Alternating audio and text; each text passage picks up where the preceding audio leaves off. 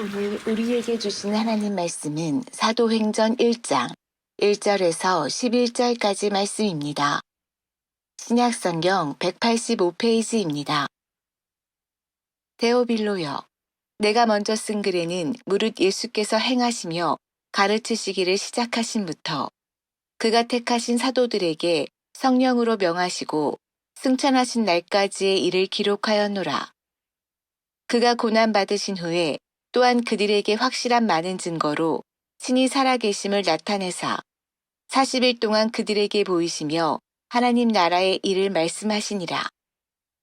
사도와 함께 모이사 그들에게 분부하여 이르시되 예루살렘을 떠나지 말고 내게서 들은 바 아버지께서 약속하신 것을 기다리라. 요한은 물로 세례를 베풀었으나 너희는 몇 날이 못되어 성령으로 세례를 받으리라 하셨느니라. 그들이 모였을 때에 예수께 여쭈어 이르되 주께서 이스라엘 나라를 회복하심이 이때니이까 하니 이르시되 때와 시기는 아버지께서 자기의 권한에 두셨으니 너희가 알 바 아니요 오직 성령이 너희에게 임하시면 너희가 권능을 받고 예루살렘과 온 유대와 사마리아와 땅끝까지 이르러 내 증인이 되리라 하시니라. 이 말씀을 마치시고 그들이 보는데 올려져 가시니 구름이 그를 가리어 보이지 않게 하더라. 올라가실 때에 제자들이 자세히 하늘을 쳐다보고 있는데 흰옷 입은 두 사람이 그들 곁에 서서 이르되 갈릴리 사람들아 어찌하여 서서 하늘을 쳐다보느냐. 너희 가운데서 하늘로 올려지신 이 예수는 하늘로 가심을 본 그대로 오시리라 하였느니라. 아멘. 많은 분들이 제게 왜 남아공으로 유학을 갔느냐고 물으셨습니다. 제가 남아공을 유학지로 결정한 데는 몇 가지 이유가 있습니다. 신학교를 졸업하고 유학을 결정하는 사람들은 학교를 결정할 때 몇 가지 요인을 고려하게 됩니다. 내가 배운 신학과 비슷한 전통을 가지고 있는가? 내가 배운 성경의 해석 방법과 비슷한 방법을 추구하고 있는가? 여러분, 이것이 유학지를 결정하는 데 있어서의 중요한 요인 중에 하나입니다. 물론 특별한 분야의 공부를 위해서 신학적인 전통을 같이 하지 않더라도 다른 학교에 유학을 하는 경우가 있긴 합니다만, 저는 그래도 신학적인 노선을 같이 하는 학교에서 좀 공부를 했으면 좋겠다라고 하는 바람이 있었습니다. 그런데 남아공에 그런 학교가 있었습니다. 남아공이 예전에 네덜란드 식민지였기 때문에 네덜란드 화란개혁교회에서 신학교를, 대학교를 세워두었습니다. 그래서 제가 그 학교로 유학을 가기로 결정을 했고, 저희 선배 목사님들도 거기 가면 좋겠다라고 추천을 해 주셨습니다. 남아공을 선택한 두 번째 이유는 그 학교에 제가 관심을 가지고 있는 분야에 대한 유럽 상담학계의 권위자가 있었기 때문입니다. 그 당시에 그분이 교수로 계셨는데요. 제가 그분의 마지막 제자입니다. 저를 가르치고 그분이 이제 은퇴를 하셨는데요. 그 교수님에게 제가 꼭 가르침을 받고 싶다라는 생각이 있어서 남아공을 가게 되었습니다. 남아공을 가게 된 결정적인 이유 또 한 가지가 있는데 그것은 이 돈의 문제입니다. 남아공 학비가 굉장히 저렴합니다. 그래서 저희 나라에서 대학원 석박사 과정을 하는 돈의 절반이면 거기에서 공부를 할 수 있습니다. 물론 생활비는 별도로 있어야 되지만 학비가 많이 저렴했기 때문에 제가 남아공을 선택하게 된 것입니다. 물론 제가 남아공을 유학지로 선택하는 데 있어서 망설이지 않았다, 여러분 그렇게 말하면 그건 거짓말일 겁니다. 제가 좀 고민도 했습니다. 정말 내가 남아공을 가야 하나라는 생각도 했습니다. 이렇게 고민하던 차에 어떤 분이 집사님이셨는데 제게 이렇게 말하는 겁니다. 목사님, 남아공에 가시면 후회할 겁니다. 남아공 공항에 내리게 되면 코끼리와 사자를 먼저 만나게 되실 텐데 그런 곳에서 어떻게 공부를 하시려고 하십니까?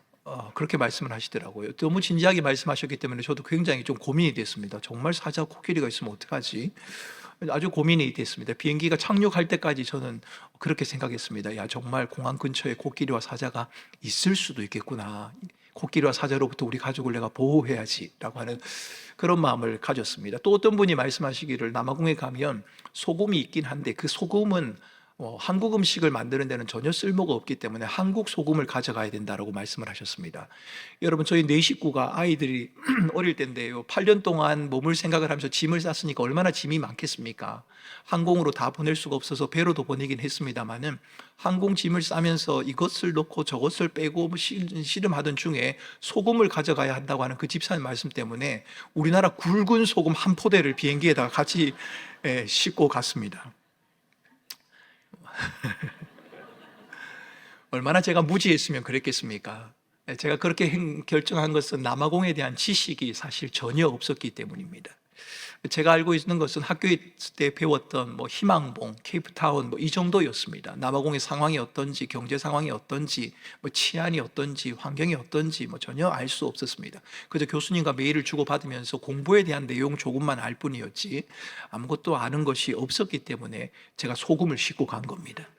하지만 저 선택이 잘못되었다고 하는 것, 여러분 그것을 아는 데는 얼마 걸리지 않았습니다. 공항에서 도착해서 내려보니까 저를 맞이해 주는 것은 코끼리와 사자가 아니었습니다. 서울처럼 붐비는 차량과 사람들이 제 앞에 놓여져 있었습니다. 코끼리와 사자를 보기 위해서는 사파리에나 가야 볼 수 있다고 그렇게 하더라고요. 저는 사실 남아공에 있는 동안 코끼리, 사자를 한 번도 못 봤습니다. 한국에 와서 동물원에서 봤을 뿐이죠. 제가 도착한 케이프타운 너무 예뻤습니다. 아마 다녀오신 분들도 계셨을 텐데요. 아프리카의 유럽이라고 불릴 정도로 아름다운 지역이었습니다. 남아공에서 가장 아름다운 지역이기 때문에 참 내가 들었던 것이 잘못됐구나라는 생각을 하게 됐습니다. 이런 생각을 하면서 제 마음에 드는 생각은 남아공에 대한 정보와 지식을 내가 좀 더 풍부하게 지녔더라면 유학 준비를, 짐 싸는 준비를 내가 좀 더 잘할 수 있었을 텐데 라고 하는 후회와 아쉬움이었습니다. 여러분, 제가 남아공에 관한, 유학에 관한 이야기를 여러분에게 말씀드리는 것은 우리가 하나님 나라에 대해서 가지고 있는 정보와 지식도 그러할 것 같다라고 하는 생각 때문입니다. 하나님 나라, 이것은 굉장히 중요한 주제입니다. 예수님의 공생애 동안 거의 빠지지 않고 강조한 주제가 바로 하나님의 나라입니다. 하나님 나라에 대한 선언과 가르침은 예수님의 가르침의 알파와 오메가다라고 해도 과언이 아닙니다. 십자가에 돌아가시고 약속하신 대로 사흘 만에 주님이 부활하셨습니다. 그리고 주님께서 제자들을 만나시고 말씀을 전하셨습니다. 그런데 그것도 하나님의 나라에 관한 것이었습니다. 3절을 읽어보겠습니다. 그가 고난받으신 후에, 같이 읽겠습니다. 그가 고난받으신 후에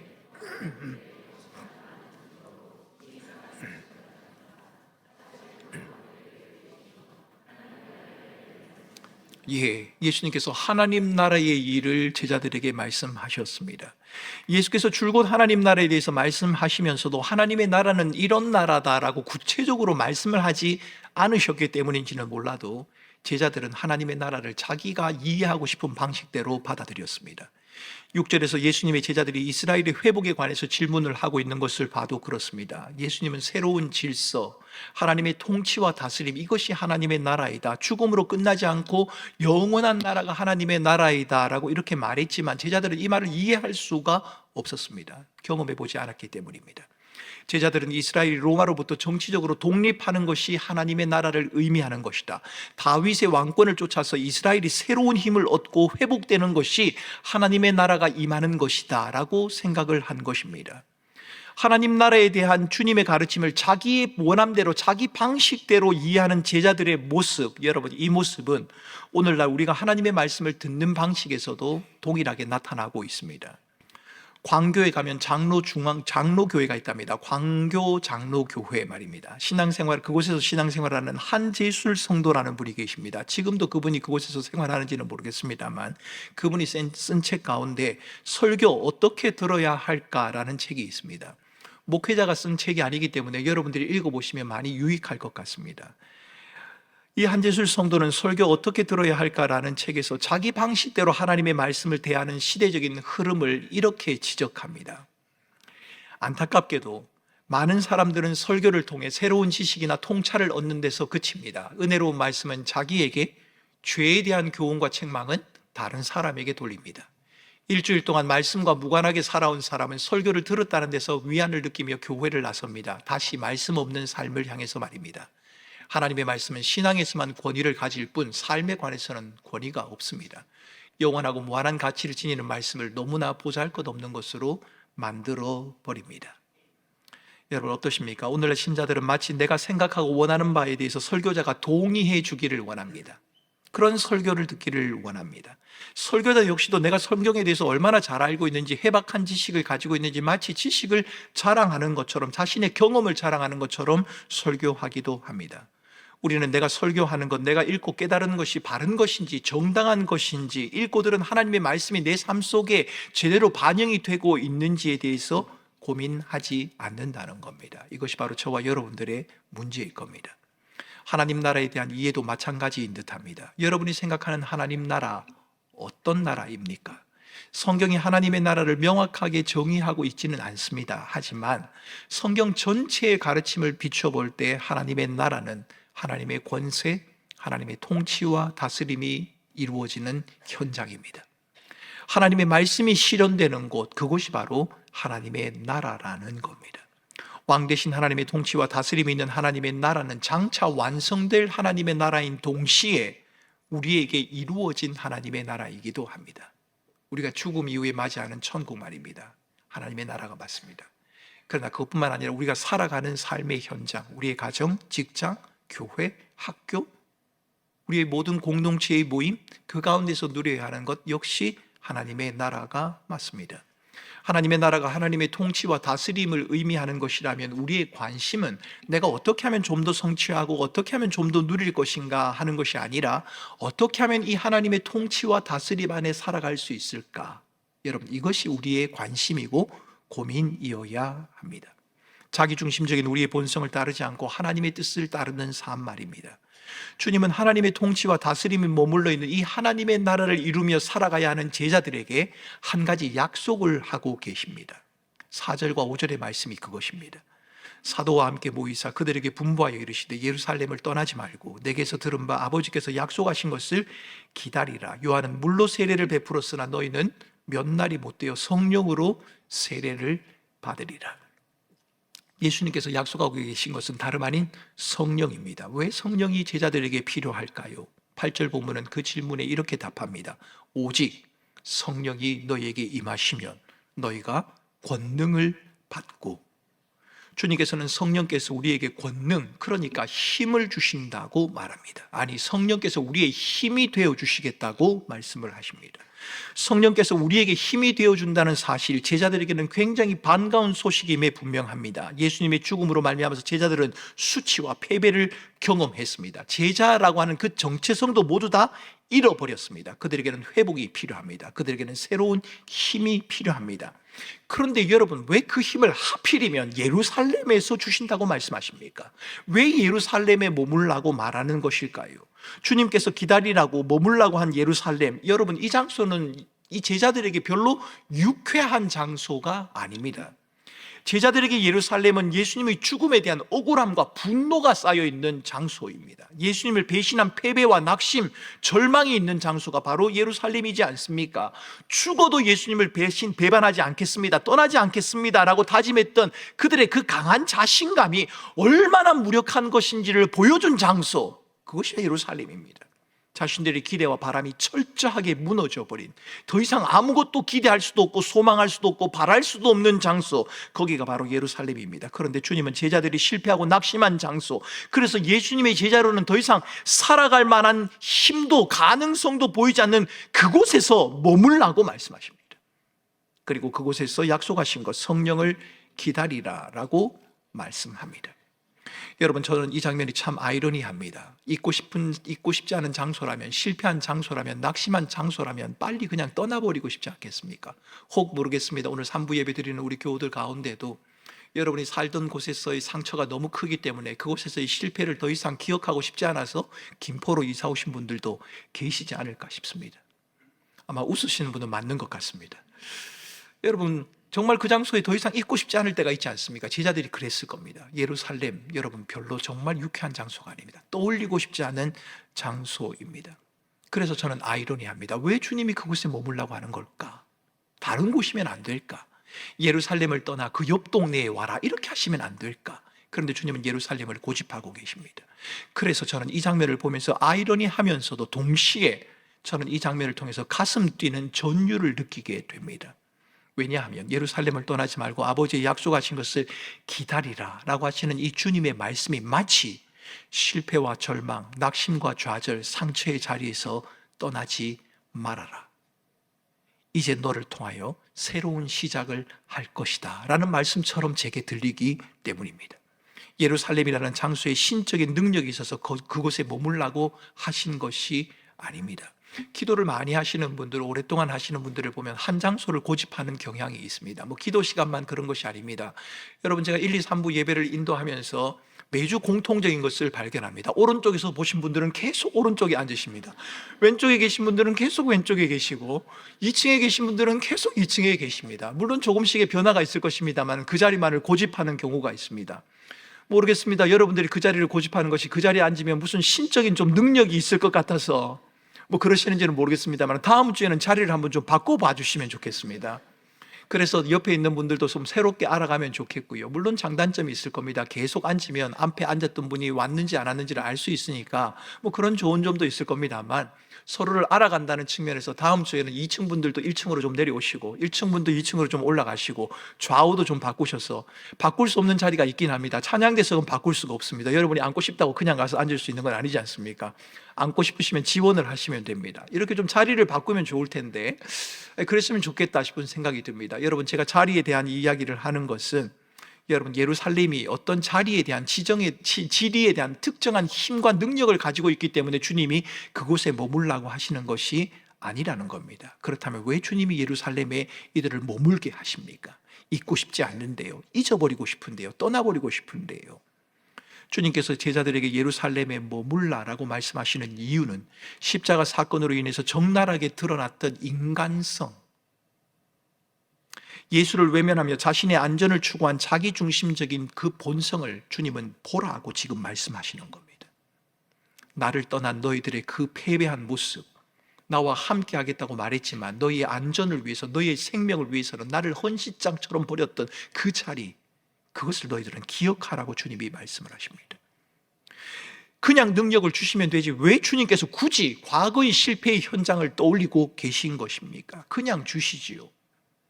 요즘 수요 기도회 때마다 하이델베르그 교리문답을 우리 교육자들이 강해를 하고 있습니다. 지난주까지 하이델베르그 교리문답의 일부에 해당되는 부분을 강해했습니다. 하이델베르그 교리문답은 1, 2, 3부로 나누어집니다. 그런데 1부의 시작이 무엇인가 하면 죄와 인간의 비참함입니다. 다른 좋은 소식도 많지 않습니까? 구원에 대한 소식, 구원에 대한 감사, 하나님에 대한 이야기, 이걸 먼저 하면 좋을 텐데 하이델베르그 교리문답은 그렇게 시작하지 않고 죄와 인간의 비참함이라고 하는 주제로부터 시작합니다. 왜 그럴까요? 거기에는 이유가 있습니다. 죄와 비참에 대한 깊은 인식이 없이는 진정한 회개가 불가능하기 때문입니다. 죄와 비참에 대한 깊은 인식 없이는 구원에 대한 깊은 감사도 불가능하기 때문입니다. 내가 얼마나 비참한 자인지, 내 죄가 얼마나 심각한지, 그 죄로 인한 나의 상태가 얼마나 절박한 상태인지를 알지 못하면 회개를 해야 된다는 절박감도 찾지 못할 것이요, 회개한 자에게 베푸시는 하나님의 구원의 은혜가 얼마나 크고 놀랍고 위대한지도 잘 모를 것입니다. 여러분, 제자들을 한번 생각해 보십시오. 제자들이 힘을 얻어서 주님의 증인이 된다는 것 중요합니다. 그런데 제자들이 자신의 실패를 인정하고 뼈아픈 회개를 경험하지 않은 채 성령의 능력을 덧입었다고 한번 생각해 보십시오. 매우 위험할 수 있습니다. 아마도 제자들은 그 힘이 자신의 것인 양 우쭐되었을 겁니다. 자신은 성령의 권능을 받을 만한 충분한 능력이 있는 사람이라고, 그것은 당연한 것이라고, 그 능력은 대수롭지 않은 것이라고 말했을런지도 모릅니다. 요즘 교회를 출입하는 많은 분들이 구원에 대한 감격을 잃어버렸다라고 하는 말을 듣곤 합니다. 경건의 모양은 있지만 경건의 능력을 상실해버린 지가 오래입니다 라고 말씀하시는 분들이 계십니다. 예배에 오지만, 교회에 나오지만, 예배를 드리고 하나님의 말씀을 묵상하지만 마음에 아무런 감동도 기쁨도 즐거움도 감사함도 없습니다 라고 말하는 분들 가끔 만날 때가 있습니다. 여러분, 그 같은 일이 벌어지는 데는 여러 가지 이유가 있을 수 있을 것입니다. 다양한 이유를 생각해 볼 수 있겠습니다만 우리는 자신의 비참과 무능을 제대로 깨닫지 못하는 영적인 교만함이 그 원인이 될 수 있다는 것을 여러분 기억하셔야 합니다. 여러분, 죄송한 말씀입니다만 우리가 교만해서 그런 겁니다. 교만이란 것은 잘난 척하는 것이 아닙니다. 여러분, 좀 잘난 척할 수 있지요. 잘하는 것을 잘난 척하는 것, 성경은 그것을 교만이라고 말하지 않습니다. 성경이 말하는 교만은 자신을 제대로 알지 못하는 겁니다. 하나님을 알되 하나님을 영화롭게 하지 않는 겁니다. 아는 것을 알지 못한다고 말하는 것도 교만이고, 알지 못하는 것을 안다고 하는 것도 교만입니다. 여러분, 여러분을 아십니까? 여러분의 삶이기 때문에 여러분의 인생을 여러분들이 안다고 확신하십니까? 여러분이 계획하고 뜻한 대로 여러분의 인생이 펼쳐질 것이라고 확신하십니까? 죄송합니다만 그것은 성경은 교만이라고 말합니다. 성경은 우리에게 이렇게 말하지 않습니까? 너는 범사의 여호와를 인정하라. 너는 너희 지혜와 명철을 의지하지 말고 범사의 여호와를 신뢰하라. 여러분, 우리가 교만해서 그런 것 같습니다. 왜요? 하나님의 도움 없이도 충분히 살만한 세상을 우리가 살아가고 있기 때문입니다. 많은 것을 가지고 있기 때문입니다. 많은 것을 누리고 있기 때문입니다. 하나님의 은혜에 대한 갈망 없이도, 하나님 없이는 살 수 없다는 절규함이 없이도 우리는 지난 일주일을 잘 살아오지 않았습니까? 그래서 우리는 꽤 괜찮은 사람이라고 우리는 생각합니다. 나는 안전하다고 생각하는 것이지요. 지금처럼만 살아도 나는 그래도 괜찮은 삶을 살아가고 있다고 우리가 생각하고 있기 때문입니다. 너무 자신만만합니다. 자신만만한 그리스도인들 너무 많습니다. 문제는 여기에 그치지 않습니다. 자신을 정직하게 돌아보고 죄로 인한 비참과 무능의 상태를 인정하려고 해도 그것도 잘 안 된다는 겁니다. 내가 부족한 줄도 압니다. 연약한 줄도 압니다. 하나님이 필요하다는 것도 압니다. 그런데 알기는 아는데 이게 내 마음과 생활을 잘 움직이지를 않습니다. 사람들은 자신의 연약과 부족이 사람들에게 노출되는 것을 즐거워하지 않습니다. 연약과 실패는 감추고 싶은 법 아닙니까? 자신의 잘남은 드러내고 싶은 법이지요. 설령 연약과 부족이 드러난다고 해도 우리는 그것을 합리화하고 정당화하는 데 바쁩니다. 목사님, 나만 그런 게 아닙니다. 목사님, 세상을 한번 살아보세요. 모두 다 그렇습니다. 다 그렇게 살지 않습니까? 목사님은 교회에 있으니까 잘 모르시잖아요. 다 그렇습니다. 자신을 합리화하고 정당화하는 일에 우리는 분주합니다. 그뿐이 아닐 겁니다. 연약과 부족에 매몰되어서 자신의 삶을 포기하거나 멈추어 버리는 사람도 있겠지요. 나는 더 이상 예수님을 믿을 만한 가치도, 하나님께 은혜를 구할 만한 자격도 없습니다. 나는 날마다 넘어지는 자요, 아무 쓸모없는 자입니다. 나는 아무것도 할 수 없습니다. 이렇게 말하는 사람들도 있을 것입니다. 성령 하나님은 인간이 지닌 이 같은 문제에 개입하기를 원하십니다. 성령 하나님께서 하시는 일은 우리와 분명한 차이가 있습니다. 성령 하나님은 자신을 돌아보게 하십니다. 내가 얼마나 비참한 죄인인지를 알게 하시는 분, 그분이 바로 성령 하나님이십니다. 죄에 대하여 애통하며 회개하는 마음을 주시는 분, 여러분, 그분이 바로 성령 하나님이십니다. 우리가 하나님의 은혜와 도우심 없이는 살아갈 수 없는 자라는 사실을 깨닫게 하셔서 하나님만을 전적으로 의지하고 신뢰하며 살아갈 수 있도록 하시는 분, 그분이 바로 성령 하나님이십니다. 죄에 대해 애통하고 회개하는 마음을 갖게 되는 것, 여러분, 성령이 하시는 일이 많이 있습니다. 성경을 읽어보면 성령께서 임하셨을 때 놀라운 일이 벌어지기도 합니다. 하지만 성경 전체를 읽어보면 성령이 하시는 가장 기본적인 일은 죄에 대해 애통하고 회개하는 마음을 가지게 하는 것입니다. 성령이 임하면, 성령이 우리를 주관하면 죄에 대해서 애통하고 회개하는 마음을 가집니다. 이 사실을 잘 알고 있었던 우리의 믿음의 선배들은 찬송가 190장에서 이렇게 노래하지 않았습니까? 성령이여 강림하사 나를 감화하시고 애통하며 회개할 마음 충만하게 하소서. 왜요? 성령께서 하시는 일이 그 일이기 때문입니다. 성령께서 우리의 연약함을 들추어내시는 것, 실패와 절망의 상황을 직면하게 하시는 것은 우리를 정죄하고 비난하기 위한 것이 아닙니다. 성령께서 우리의 죄와 비참을 드러내시고 우리의 무능과 연약을 보게 하시는 것은 우리에게 성령의 권능을, 성령의 힘을 주셔서 새로운 세계, 새로운 삶을 살아가도록 하게 하시기 위한 것입니다. 8절은 이렇게 말합니다. 오직 성령이 너희에게 임하시면 너희가 권능을 받고 예루살렘과 온 유대와 사마리아와 땅끝까지 이르러 내 증인이 되리라. 여러분, 우리는 성령을 통해 힘을 얻습니다. 성령을 통해 권능을 받습니다. 하지만 그 힘과 권능은 우리를 강하게 하는 것이 아닙니다. 성령을 통해 우리에게 주시는 힘과 권능은 내 증인, 그러니까 예수 그리스도를 나타내는 것과 연관되어 있습니다.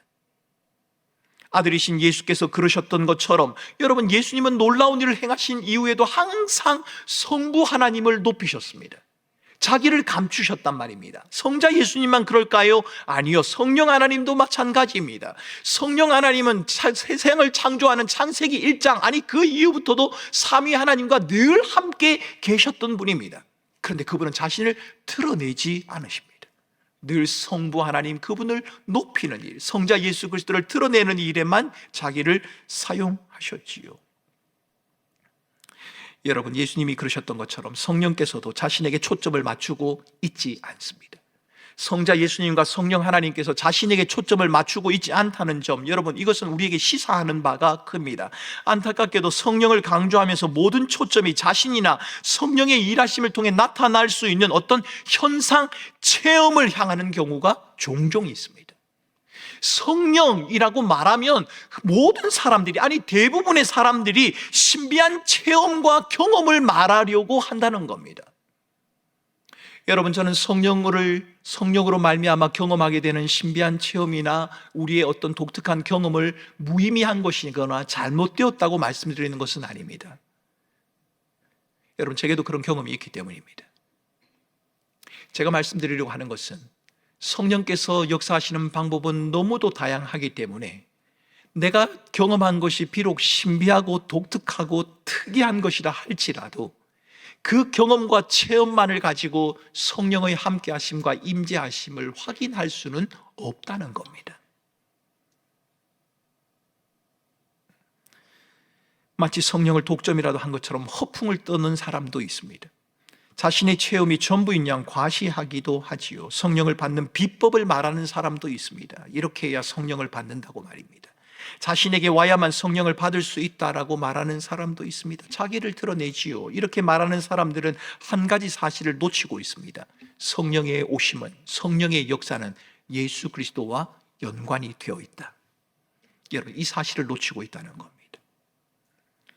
성령이 오직 예수 그리스도를 나타내는 것과 연결되어 있다는 사실을 모르는 자들, 그들은 오직 자기를 드러내는 자신의 경험과 자신의 체험과 자신의 삶의 연륜을 드러내는 일에만 집중하게 될 것입니다. 그러나 여러분, 기억하셔야 합니다. 성령의 나타나심은, 성령의 함께하심은 예수 그리스도와 뗄래야 뗄 수가 없다는 겁니다. 성령에 관해 말할 때 또 한 가지 기억해야 할 것이 있습니다. 그것은 성령의 권능은 특별한 소수의 사람이 것이 아니라는 겁니다. 예수를 믿음으로 하나님의 자녀된 모두에게 주어집니다. 사도행전 11장 16절 이하를 보면 예수 믿고 구원받는 자를 향하여 성령으로 세례를 받은 자들이다 라고 이렇게 표현을 했습니다.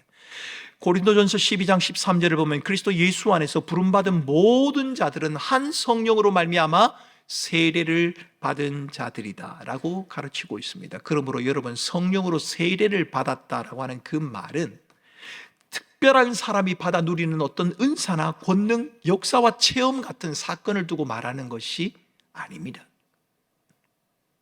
성령의 세례라고 하는 것은 예수를 믿고 구원받는 구원의 역사, 예수 그리스도를 믿고 하나님의 자녀가 된, 그래서 우리가 하나님을 섬기며 하나님의 자녀로 살아가는 그 사건 전체를 두고, 그 하나님이 행하신 그 구원의 역사를 두고 말하는 것입니다.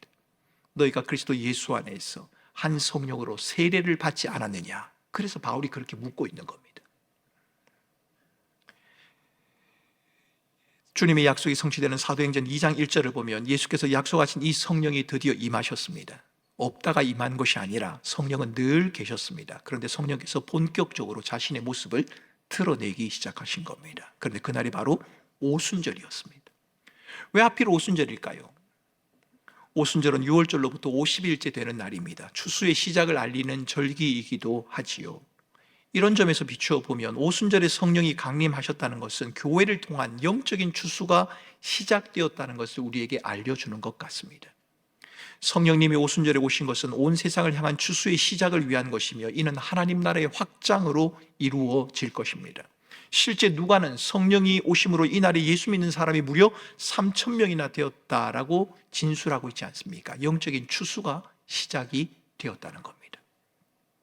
불과 바람, 방언과 같은 신비한 현상이 이 장에 등장한다고 해서 성령의 오심, 성령의 세례, 성령의 임재를 불과 바람, 방언과 같은 신비한 체험이나 현상으로 설명하려는 것도 무리가 있습니다.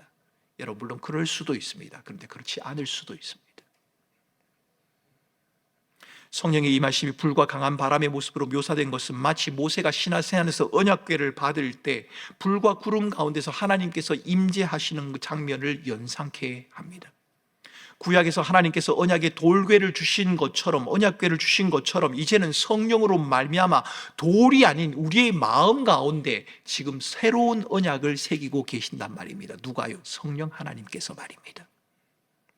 여러분, 저도 한때 뜨거운 것을 체험한 경험을 추구한 적이 있습니다. 고등학교 시절인 것 같습니다. 여러분, 그 당시에 저희 교회에 난로가 있었습니다. 나무를 놓고 때우는 난로였습니다. 한동안 부흥회가 계속 진행되면서 계속해서 제 마음에 오는 부담이 뜨거운 체험을 해야 되는데 도대체 뜨겁지가 않는 겁니다. 찬양을 할 때는 좀 뜨거운 것 같았는데 조금 있으면 또 식어버린 것 같고 도무지 뜨겁지 않았습니다. 그래서 열심히 기도를 했습니다. 드디어 뜨거워지기 시작했습니다. 얼마나 등이 뜨겁던지요. 그래서 제가 드디어 성령께서 오셨구나, 그렇게 생각을 했습니다. 그런데 여러분, 제 등 뒤에 있는 것은 성령이 아니라 난로였습니다. 여러분, 오해하지 마십시오. 성령의 뜨거운 체험 저는 한 적이 있기 때문에 그것이 얼마나 귀한 것인지 알고 있습니다. 그런데 여러분, 제가 여러분에게 말씀드리려고 하는 것, 강조하려고 하는 것은 성령의 임하심이나 성령의 세례나 성령의 능력을 우리가 추구하고 우리가 생각하고 있는, 혹은 다른 사람이 경험하고 있는 신비하고 특이한 체험으로 한정하려고, 제한하려고 하지 말라는 말입니다. 그렇다면 성경이 말하고 있는 주께 임한 비둘기와 같은 성령은 어떻게 설명을 해야 합니까? 아무런 체험도 경험도 없이 주의 몸된 교회에 임했던 사도행전에 등장하고 있는 그 성령의 역사하심의 장면들은 우리가 어떻게 해야 합니까? 여러분, 성령의 능력, 성령의 임하심, 성령의 세례를 그렇게 이해하면 참 곤란해집니다. 성령의 능력이 임하면 크고 놀라운 일이 벌어져야 한다, 여러분 그렇게도 생각하지 마셔야 합니다. 우리가 큰일을 하지 못하는 것은, 우리 교회가 큰일을 하지 못하는 것은 성령의 능력이 임하지 않았기 때문이다, 맞는 말 같기도 하지만 맞지 않는 말 같기도 합니다. 사도행전 2장과 사도행전 6장을 여러분 한번 집에 가서 읽어보시기 바랍니다. 사도행전 2장을 읽어보면 거기에는 베드로가 등장합니다. 베드로는 성령 충만한 사람이었습니다. 그가 설교를 했습니다. 3,000명이 회개하고 돌아왔습니다. 그런데 여러분, 사도행전 6장으로 한번 가보십시오. 사도행전 6장에 가면 역시 스데반이 복음을 외쳤습니다. 그런데 한 사람도 예수를 믿지 않았습니다. 한 사람도 회개하지 않았습니다. 아니, 오히려 그 복음을 듣는 사람들이 돌을 들고 스데반을 죽여버렸습니다. 그렇다면 여러분, 3,000명을 돌아오게 한 베드로는 성령의 권능을 가진 사람이 맞고, 한 사람도 회개시키지 못한 스데반은 성령이 없는 사람이거나 성령의 능력이 부족한 사람이다, 우리가 그렇게 말해야 합니까? 그렇지 않습니다. 성경은 공히 말하기를 스데반도 베드로도 성령에 충만했다라고 기록하고 있단 말입니다. 여러분, 목회를 하는 동기들을 만나거나 선후배들을 만나면 우리가 그런 이야기를 할 때가 있습니다. 큰 교회를 섬기거나 개척을 했는데 교회가 부흥을 하면 참 성령의 은혜와 능력이 강하게 역사한 모양입니다. 목사님이 성령이 충만하신 모양입니다, 이렇게 말을 합니다. 한편으로는 그 말을 들으면서도 한편으로는 마음이 참 씁쓸합니다. 그렇다면 개척을 해서 한두 명을 붙들고 10여 명을 붙들고 한평생 목회를 하다가 은퇴하신 분은 성령의 능력을 받지 못해서 그런 것입니까? 그렇게 말할 수 없다는 겁니다. 그렇게 생각하지 말라는 겁니다. 성령이 임하시는 사건의 본질은 우리가 얼마나 큰 일을 할 수 있느냐, 얼마나 위대한 일을 할 수 있느냐, 얼마나 신비롭고 놀라운 경험을 할 수 있느냐, 거기에 달린 것이 아니라는 말입니다. 사도행전 2장과 6장의 사건이 우리에게 그것을 분명하게 말해주고 있지 않습니까? 성령은 우리로 예수의 증인이 되어서 예수의 복음을 고백하게 하는 것, 예수에 관한 좋은 소식을 전파하며 은혜를 힘입어 예수 그리스도의 인도하심을 따라 살아가게 하는 힘, 여러분, 이것이 바로 성령이 우리에게 주시는 힘이라고 성경은 가르칩니다.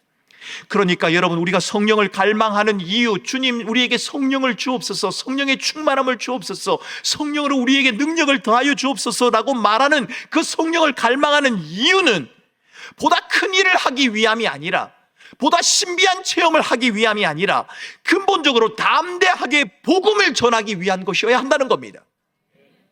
예수 그리스도를 전하기 위해서, 우리의 체험이나 우리의 강함을 위한 것이 아니라 예수 그리스도 그 복음을 위해서, 그리스도께서 나를 위해 행하신 그 일을 위해서, 그리스도의 주되심을 붙들고 살아가기 위한 그 믿음의 결단을 위해서 성령을 갈망해야 한다는 겁니다. 예수님은 복음 전파를 위해 제자들을 부르시고 가르치셨습니다. 그리고 승천하시기 전에 성령을 약속하셨습니다. 그리고 그들을 세상으로 보내고 계십니다. 제자들은 이제 하나님의 구원 계획과 그리스도의 부활, 그리고 그분의 모든 약속을 마음속에 굳게 믿게 될 것입니다. 성령으로 말미암아 말입니다. 하지만 그뿐만 아니라 그것을 전파하는 일에 모든 것을 걸어야 합니다. 하지만 여러분, 복음을 전파한다는 것, 복음을 위해 자신의 모든 것을 건다는 것, 복음을 살아낸다는 것, 이것은 우리의 결단이나 결심으로 되는 일이 아니라는 것, 여러분, 저와 여러분들이 잘 알고 있지 않습니까? 설교를 들으면서, 찬양을 하면서, 성경을 읽으면서, 그래 내가 이렇게 살면 안 되지, 주님의 증인으로 살아야지, 그리스도의 제자답게 살아야지, 우리가 얼마나 수많은 결심을 하고 결단을 합니까? 그런데 그 결심과 결단이 우리의 삶을 이끌어 가던가요? 그래요, 잠시는 그럴 수 있을 겁니다. 하지만 그 결심과 결단이 우리를 인도해 가는 것은 아니지 않습니까? 복음 전파는 성령 없이는 불가능한 일입니다. 복음으로 살아낸다는 것은 성령 없이는 불가능한 일입니다. 그리스도의 주되심을 인정하고 복음 앞에 내가 굴복하며 그 복음을 위해 한평생 살아간다고 하는 그 마음, 그 삶의 시도, 여러분, 이것은 성령 없이는 불가능하단 말입니다. 이것을 가장 분명하게 보여주는 사건, 여러분, 그것이 바로 오늘 사도행전에 나오는 오순절 성령 강림의 사건입니다. 너희는 성령을 기다리라. 오순절에 성령이 임하자 모인 사람들이 각 나라의 방언으로 복음을 듣는 놀라운 일이 벌어지지 않습니까? 각자 자기 방언으로 말을 하고 각자 자기 방언으로 하나님의 말씀을 듣습니다. 여러분, 이 사건은 세상의 언어가 나뉘어졌던 그 바벨의 저주, 바벨탑의 저주가 회복되어지는 장면 같지 않습니까? 성령이 임하심으로 유대인들만이 아닌 모든 민족들, 열방 족속에 속한 이방인들까지 구원의 자리에 서게 되는 이 놀라운 장면, 하나님께서는 이 장면을 통해 하나님의 나라가 어떠한지를 지금 우리에게 보여주고 계십니다. 성령을 통해 예수 그리스도로 말미암은 구원을 확신하고 성령의 힘주심을 덧입어서 만방에 예수 그리스도를 전하는 예수의 증인, 예수의 공동체로 모인 사람들, 여러분, 이들의 모임은 분명 하나님의 나라가 맞습니다. 바울이 고린도전서 12장 13절에서 말하는 것처럼 유대인이나 헬라인이나 종이나 자유인이나 다 한 성령으로 세례를 받아서 한 몸이 되었고 또 다 한 성령을 의지하여 살아간다라고 하는 이 모습, 여러분, 이것은 하나님의 나라의 모습이 맞다는 말입니다. 우리는 오순절 성령 강림 사건을 통해서 예수님의 제자들이 변화했다는 그 사실뿐만 아니라 성령께서 교회를 세워가고 계신다고 하는 사실에 주목해야 합니다. 여러분, 사도행전을 읽어보면 그 이후에 계속해서 교회가 세워지는 장면들이 등장합니다. 성령 하나님은 하나님의 나라를 이 세상에 드러내시기 위해서 교회라고 하는 기관을 이 땅에 세우셨습니다. 교회를 통해 하나님의 나라를 보여주기 원하십니다. 하나님께서는 성령을 통해 하나님의 백성을 부르셨습니다. 그리고 교회를 세우셨습니다. 그리고 그들을 다시 세상으로 보내십니다. 이 사실은 이방 선교의 전초기지인 안디옥 교회에 관한 언급에서 확인할 수 있습니다. 사도행전 13장 2절과 4절을 보면 두 가지의 표현이 나타납니다. 13장 2절에 보면 성령이 이르시되 세우라 라고 하는 말이 나오고, 13장 4절에 보면 성령의 보내심을 받아 라고 하는 말이 등장합니다. 이르시되 세우라, 성령의 보내심을 받아. 여러분, 이 두 표현 속에는 주께서 이 땅에 세우신 교회가 예수 그리스도의 복음을 전하기 위해서 하나님의 부르심을 받았고, 부르심을 받아서 세워졌고, 또한 성령의 보내심을 받는다라고 하는 사실들이 명확하게 담겨져 있습니다. 여러분, 우리는 하나님의 부르심을 받은 자들입니다. 동시에 우리는 하나님으로부터 보냄을 받은 자들입니다. 그러기에 여러분, 교회 생활도 열심히 하셔야 하지만 여러분에게 주어진 여러분의 삶도 열심히 사셔야 합니다. 왜요? 그곳에 보낸 분이 누구시니까요? 주님이시니까요. 주께서 성령을 통하여 저와 여러분들을 그곳에 보내셨기 때문입니다. 우리 모두를 보내십니다. 유대인만 그런 것이 아닙니다. 우리를 부르셨고 우리를 보내십니다. 유대인만 그런 것이 아니라 헬라인도 마찬가지입니다. 주인만 그런 것이 아닙니다. 종도 마찬가지입니다. 남자도 여자도 마찬가지입니다.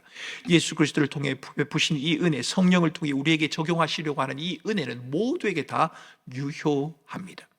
그래서 여러분, 우리는 이렇게 말할 수 있습니다. 하나님은 성령을 통해 자격 없는 우리를, 실패하고 낙심한 우리를 부르셨습니다. 사랑하는 성도 여러분, 여러분 가운데 삶의 실패가 있어서, 아니 신앙에 있어서의 나태함이 있어서 나는 이제 그만이다, 하나님이 나를 더 이상 쓸 수 없을 것이다, 그렇게 생각하는 분이 계십니까? 그렇지 않습니다. 하나님은 저와 여러분들을 실패와 낙심의 자리로 돌아가게 하시고 그곳에서 우리의 연약함을 보게 하실 것입니다. 그리고 우리에게 힘을 더하십니다. 우리를 회복시키시고 우리를 일으키셔서 다시 우리를 세상에 보내신다고 말씀하십니다. 여러분, 지난 한 주간 동안 여러분의 삶이 별로 마음에 들지 않으십니까? 괜찮습니다. 여러분, 이 자리에 주의 말씀을 채우시고 다시 한 주간을 살아가시기 바랍니다. 그러면 주님께서는 실패한 지난 주간을 묻지 않으실 겁니다. 그러나 여러분, 성령 앞에서 지난 한 주간 하나님과 관계없이 살았던 여러분들의 삶의 연약과 부족을 깊이 깨달으셔야 합니다. 내가 얼마나 부족한 자인지, 얼마나 연약한 자인지, 얼마나 간사한 자인지, 얼마나 이기적인 자인지, 하나님의 은혜가 없이는, 하나님의 도우심이 없이는 살 수 없는 그러한 자라고 하는 사실을 성령을 통하여 우리가 깨달아야 한다는 겁니다. 여기에 우리가 성령을 갈망해야 하는 이유가 있습니다. 예수 그리스도를 통해 우리에게 베푸신 놀라운 은혜, 그 은혜가 우리의 삶에 구체적으로 적용되고 반영되어지도록 하시는 분, 그분이 바로 성령이십니다. 말씀과 성례를 통해 교인들을 섬기고 봉사하는 교회가 예수에 관한 좋은 소식을 전파하고 인종과 혈연, 출신, 피부색, 학력, 문벌의 경계를 넘어서서 하나님의 은혜를 함께 나누며 하나님의 나라를 경험할 수 있는 것, 여러분, 이것도 성령을 통해서만 가능합니다. 그래서 저는 우리 교회가 성령을 갈망하고 성령의 이끌림을 받는 교회가 되길 기도합니다. 저와 여러분의 개인의 삶에서 우리 교회 공동체가 성령을 갈망하는 삶을 살아갔으면 좋겠습니다. 개인의 강함이나 원함을 이루기 위한 힘, 그래서 성령이 필요한 것이 아니라, 여러분, 우리가 그렇지 않습니까? 우리에게 부족함이 있으면, 연약함이 있으면, 실패함이 있으면, 병듦이 있으면 성령을 구하지 않습니까? 성령의 강력한 역사로 나를 회복해달라고. 그런데 여러분, 성령은 그때만 필요한 분이 아닙니다. 성령은 늘 우리와 함께하기 원하시는 분입니다. 예수의 증인으로 하나님의 나라를 꿈꾸며 살아갈 때에도, 어떤 순간과 상황에서도 그리스도의 주되심을 붙들고 믿음으로 살아내고 견뎌내려고 할 때에도 우리에게는 성령이 필요합니다. 여러분, 낙심하고 절망해서 더 이상 일어날 힘이 없으십니까? 성령의 힘을 간구하십시오. 내 안에 계신 성령께서 나를 다시 일으키셔서 새 힘을 주시고 새로운 삶의 현장으로 나아가게 하신다는 이 주님의 약속을 붙드시기를 바랍니다. 자신의 연약과 한계를 인정하는 것, 여러분, 부끄러워하거나 주저하지 마시기 바랍니다. 성령 하나님 앞에 나는 부끄러운 자입니다. 나는 연약한 자입니다. 나는 넘어지는 자입니다. 그래서 주님이 필요합니다. 그렇게 말할 때 주님은 우리를 기꺼이 찾아와 주시고 우리를 그 자리에 머물러 있지 않고 담대히 앞으로 나아가게 하실 것입니다. 여러분, 성령 하나님, 그분은 삼위 하나님과 늘 함께 계셨던 분입니다. 오늘이 성령 강림절입니다. 아마 처음 들어보는 분도 계실 겁니다만, 오순절을 다른 말로 성령 강림절이라고 말합니다. 계시지 않다가 그날 갑자기 오신 게 아닙니다. 늘 계셨던 그분이 이제 본격적으로 자신의 모습을 드러내셨습니다. 우리를 고아처럼 버려두지 아니하시고 죄에 대하여, 세상에 대하여, 의에 대하여 가르치실 것입니다. 그러기에 성령을 구하십시오. 우리에게 찾아오신 성령의 도우심을 갈망하며 목마른 사슴이 시냇 물을 찾는 것처럼 하나님, 내 삶에, 우리의 가정에, 우리의 교회에 성령이 필요합니다. 내 힘으로 할 수 없습니다. 이 고백을 따라 이 한 주간을 믿음으로 살아가는, 그래서 하나님의 나라를 경험하는 우리 사랑하는 주의 백성들이 되실 수 있기를 주님의 이름으로 축원합니다.